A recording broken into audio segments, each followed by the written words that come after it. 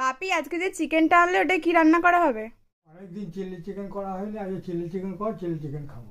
যেহেতু বাপি একবার বোনকে বলে দিয়েছে যে চিলি চিকেন খাবে, সেহেতু বোন আর কোথায় যায়, বোন তো চিলি চিকেন না বানিয়ে যেতে পারবে না, তাই আজকে আমরা বানাতে বসলাম চিলি চিকেন। তোমরা যারা প্রতিদিন আমার ভিডিও দেখো তারা নিশ্চয়ই জানো যে ভালো মন্দ সমস্ত রান্নার দায়ভার গিয়েই বোনের ওপর বর্তায়। আর প্রত্যেকদিন ওই একই রকম চিকেনের ঝোল বা চিকেনের কারি খেতে খেতে মুখটা একদম বোরিং হয়ে গেছিল, তাই বাপি এক প্রকার চিলি চিকেন বলে ভালোই করেছে। সব থেকে বড় কথা কি জানো তো, আমরা প্রতিবারই যখন চিলি চিকেন করার আগে এরকম চিকেনের ফ্রাইগুলো তৈরি করি তখন আমরা গপাগপ 3-4টে ওখান থেকে সাঁটিয়ে দিই। আর সেই সময় আমরা ভাবি যে কোনো একটা বার আমরা চিলি চিকেন না বানিয়ে এরকম শুধু পকোড়া বানাবো আর সারাদিন সেই পকোড়াগুলোই খাবো। কয়েকবার বাড়িতে চিকেন পকোড়া বানিয়েও ছিলাম, কিন্তু এতই অল্প হয়েছিল যে মন ঠিক ভরেনি। পরের বারে নিশ্চয়ই সেই ধরনের কিছু ট্রাই করব। তবে আপাতত আজকে আমরা চিলি চিকেনটা বাড়িতে বানিয়েছিলাম আর মিক্সড ফ্রাইড রাইসটা বাইরে থেকে কিনে এনেছিলাম।